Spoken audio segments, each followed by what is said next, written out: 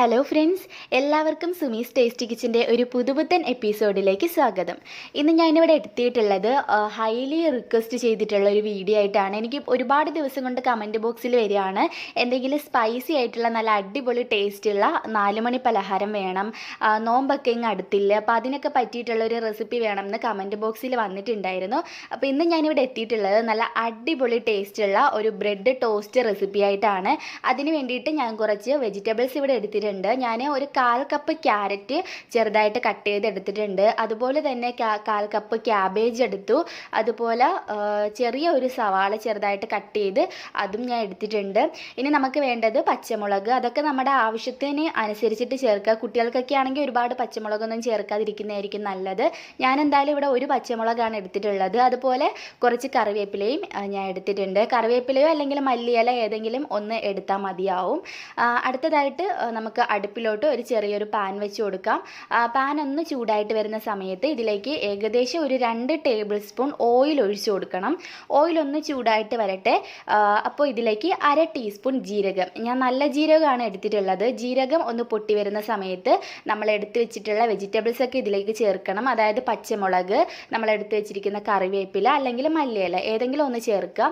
എന്നിട്ട് ജസ്റ്റ് ഒന്ന് ഇതുപോലെ ഒന്ന് മൂപ്പിച്ചെടുക്കുക. ഒന്ന് മൂത്ത് വരുന്ന സമയത്ത് വേണം ബാക്കി വെജിറ്റബിൾസ് നമുക്ക് ഇതിലേക്ക് ചേർത്ത് കൊടുക്കാൻ വേണ്ടിയിട്ട്. അപ്പോൾ എടുത്ത് വെച്ചിരിക്കുന്ന സവോള, അതുപോലെ ക്യാരറ്റ്, ക്യാബേജ് എന്നിവ ഇതിലേക്ക് ഇട്ട് കൊടുക്കാം. പിന്നെ എനിക്ക് ഇത് ഒരുപാട് അങ്ങ് സോഫ്റ്റായിട്ട് വയഞ്ഞ് വരുന്നത് എനിക്ക് അത്ര ഇഷ്ടമല്ല ഈ ഒരു റെസിപ്പിക്ക്.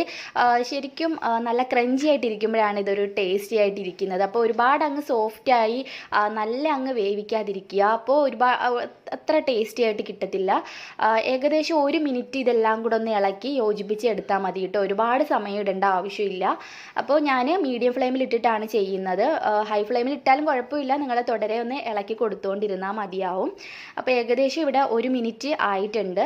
ഇനി ഇതിലേക്ക് നമുക്ക് കുറച്ച് സ്പൈസസ് ഒക്കെ ചേർത്ത് കൊടുക്കണം. അപ്പോൾ ഇതെല്ലാം കൂടെ നമുക്ക് ഒരു സൈഡിലോട്ട് ഇതുപോലെ ഒന്ന് നീക്കി വെക്കാം. ഞാനിവിടെ എടുത്തിട്ടുള്ളത് 1/4 ടീസ്പൂൺ ഗരം മസാല പൊടിയാണ്. അതുപോലെ തന്നെ 1 ടീസ്പൂൺ മുളക് പൊടി, കാശ്മീരി മുളക് പൊടി ആയാൽ അത്രയും നല്ലതാണ്. പിന്നെ എടുത്തിട്ടുള്ളത് 1 ടീസ്പൂൺ മഞ്ഞൾപ്പൊടി, പിന്നെ ആവശ്യത്തിന് ഉപ്പ് ചേർത്ത് കൊടുക്കുക.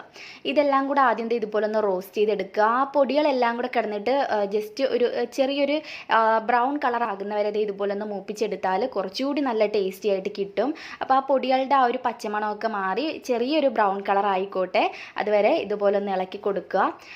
എന്നിട്ട് ഈ വെജിറ്റബിൾസുമായിട്ട് നമുക്കെല്ലാം കൂടെ ഒന്ന് യോജിപ്പിച്ചിട്ട് എടുക്കാം. ഇങ്ങനെ ചെയ്യുകയാണെങ്കിൽ നല്ല ടേസ്റ്റിയാണ് കേട്ടോ. എല്ലാം കൂടെ ഒന്ന് മിക്സ് ചെയ്തിട്ട് എടുത്താൽ മതിയാവും. ഒരുപാട് സമയം ഇടേണ്ട ആവശ്യമില്ല. ഞാൻ പറഞ്ഞില്ലേ, ഈ വെജിറ്റബിൾസ് നല്ലൊരു ക്രഞ്ചി ആയിട്ട് കഴിക്കാൻ വേണ്ടിയിട്ടാണ് കൂടുതൽ ടേസ്റ്റി, ഒരുപാട് വഴഞ്ഞു പോകരുത്. അപ്പം ഞാൻ എല്ലാം കൂടെ നന്നായിട്ട് ഇളക്കി യോജിപ്പിച്ച് എടുത്തിട്ടുണ്ട്. അപ്പോൾ ഇത് നമുക്കൊരു സൈഡിലോട്ട് നീക്കി വെക്കാം. എന്നതിന് ശേഷം നമുക്ക് അടുത്തതായിട്ട് വേണ്ടത് ബ്രെഡ് ടോസ്റ്റ് അല്ലേ നമ്മൾ റെഡിയാക്കുന്നത്. അപ്പോൾ ഞാൻ ഇവിടെ ബ്രെഡ് എടുത്ത് വെച്ചിട്ടുണ്ട്. ഇതിൻ്റെ സൈഡൊന്നും കളയേണ്ട യാതൊരു ആവശ്യമില്ല. അപ്പോൾ ബ്രെഡ് ഒരു സൈഡിലോട്ട് വെക്കാം. അടുത്തതായിട്ട് ഒരു ബൗൾ എടുത്ത് വെക്കണം. ഇതിലേക്ക് ഞാനൊരു 2 മുട്ടയുടെ വെള്ള മാത്രമേ എടുത്തിട്ടുള്ളൂ, മഞ്ഞ എടുത്തിട്ടില്ല. നിങ്ങൾക്ക് വേണമെങ്കിൽ ചേർക്കാം കേട്ടോ. ഞാൻ ഇപ്പോൾ ഇവിടെ വെള്ളം എടുത്തു എന്നേ ഉള്ളൂ. ഇനി നമുക്കിതിലേക്ക് ഒരു പച്ചമുളക് ചെറുതായിട്ട് കട്ട് ചെയ്തിട്ട് ഒന്ന് ഇട്ട് കൊടുക്കാം. ഇനി ചെയ്യേണ്ടത് ഇതെല്ലാം കൂടെ നല്ലപോലെ ഒന്ന് മിക്സ് ചെയ്തിട്ട് വെക്കുക. ഇനി നമുക്ക് ഇതെല്ലാം കൂടെ നല്ലപോലെ ഒന്ന് ഇളക്കി യോജിപ്പിച്ച് വെക്കാം. ഇനി നമുക്ക് ബ്രെഡ് ടോസ്റ്റ് ചെയ്യാൻ വേണ്ടിയിട്ട് തുടങ്ങണം. ഞാൻ അടുപ്പിലോട്ട് ഒരു പാൻ വെച്ച് കൊടുത്തു. ഇതിലേക്ക് കുറച്ച് ബട്ടർ എടുത്തിട്ട് ഫുള്ളായിട്ട് ഇതുപോലെ ഒന്ന് സ്പ്രെഡ് ചെയ്തിട്ട് കൊടുക്കുക.